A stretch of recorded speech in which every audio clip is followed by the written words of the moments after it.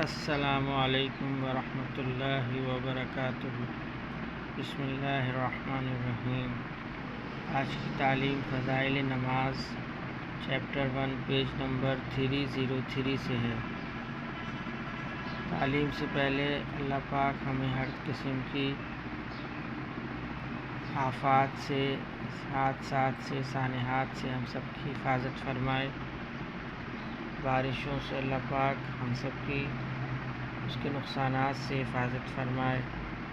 اللہ پاک جو بارشیں ہو رہی ہیں اس کو رحمت والی بارش بنائے، اور ہر قسم کی پریشانی سے، ہر قسم کے حادثات سے ہم سب کی حفاظت فرمائے۔ اللہ پاک ہم سب کو اپنی رحمت کے سائے میں جگہ عطا فرمائے اور دونوں جہانوں کی خوشیاں عطا فرمائے۔ آج کی تعلیم جو ہے فضائل نماز سے ہے۔ ابو مسلم کہتے ہیں کہ میں حضرت ابو امامہ رضی اللہ تعالیٰ عنہ کی خدمت میں حاضر ہوا۔ وہ مسجد میں تشریف فرما تھے۔ میں نے عرض کیا کہ مجھ سے ایک صاحب نے آپ کی طرف سے یہ حدیث نقل کی ہے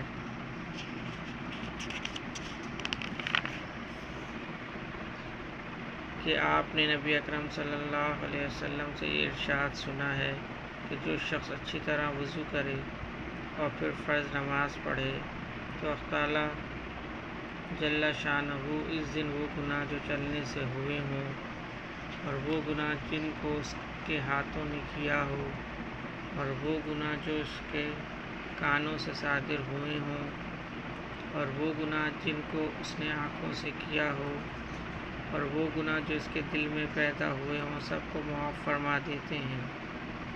حضرت ابو امامہ رضی اللہ تعالیٰ عنہ نے فرمایا کہ میں نے یہ مضمون نبی اکرم صلی اللہ علیہ وسلم سے کئی دفعہ سنا ہے۔ فائدے میں شیخ فرماتے ہیں یہ مضمون بھی کئی صحابہ رضی اللہ تعالیٰ عنہ سے نقل کیا گیا ہے۔ چنانچہ حضرت عثمان رضی اللہ تعالیٰ عنہ، حضرت ابو ہریرہ رضی اللہ تعالیٰ عنہ، حضرت انس رضی اللہ تعالیٰ عنہ، حضرت عبداللہ صنابحی رضی اللہ تعالیٰ عنہ، حضرت عمر بن ابسہ رضی اللہ تعالیٰ عنہ وغیرہ حضرات سے مختلف الفاظ کے ساتھ متعدد روایات میں ذکر کیا گیا ہے، اور جو حضرات اہل کشف ہوتے ہیں ان کو گناہوں کا زائل ہو جانا بھی محسوس ہو جاتا ہے۔ چنانچہ حضرت امام اعظم رحمہ اللہ علیہ کا قصہ مشہور ہے کہ وضو کا پانی گرتے ہوئے یہ محسوس فرما لیتے تھے کہ کون سا گناہ اس میں دھل رہا ہے۔ حضرت عثمان رضی اللہ تعالیٰ عنہ کی ایک روایت میں نبی صلی اللہ علیہ وسلم کا یہ ارشاد بھی نقل کیا گیا ہے کہ کسی شخص کو اس بات سے مغرور نہیں ہونا چاہیے۔ اس کا مطلب یہ ہے کہ اس گھمنڈ پر کہ نماز سے گناہ معاف ہو جاتے ہیں، گناہوں پر جرأت نہیں کرنا چاہیے، اس لیے کہ ہم لوگوں کی نماز اور عبادات جیسی ہوتی ہیں، ان کو اگر اللہ تعالیٰ شانہ اپنے لطف و کرم سے قبول فرما لیں تو ان کا لطف و احسان و انعام ہے، ورنہ ہماری عبادتوں کی حقیقت ہمیں خوب معلوم ہے۔ اگرچہ نماز کا یہ اثر ضروری ہے کہ اس سے گناہ معاف ہوتے ہیں، مگر ہماری نماز بھی اس قابل ہے، اس کا علم اللہ ہی کو ہے۔ اور دوسری بات یہ بھی اس وجہ سے گناہ کرنا کہ میرا مالک کریم ہے، معاف کرنے والا ہے، انتہائی بے غیرتی ہے۔ اس کی مثال تو ایسی ہوئی کہ کوئی شخص یوں کہے اپنے ان بیٹوں سے جو فلاں کام کریں درگزر کرتا ہوں، اور وہ نالائق بیٹے اس وجہ سے کہ باپ نے درگزر کرنے کو کہہ دیا ہے جان جان کر اس کی نافرمانیاں کریں۔ بھائیو دوستوں، اللہ پاک ہمیں ان تمام باتوں کو پڑھنے سننے سے زیادہ عمل کرنے کی توفیق نصیب فرمائے اور ان تمام باتوں پہ عمل کرنے والا بنائے۔ اللہم صلی علی محمد وعلی آل محمد، اللہم اعنی علی ذکرک و شکرک و حسن عبادتک، اللہم حاسبنی حسابا یسیرا، اللہم ارفع عنا البلاء والوباء، رب ارحمہما کما ربیانی صغیرا، رب اغفر وارحم وانت خیر الراحمین۔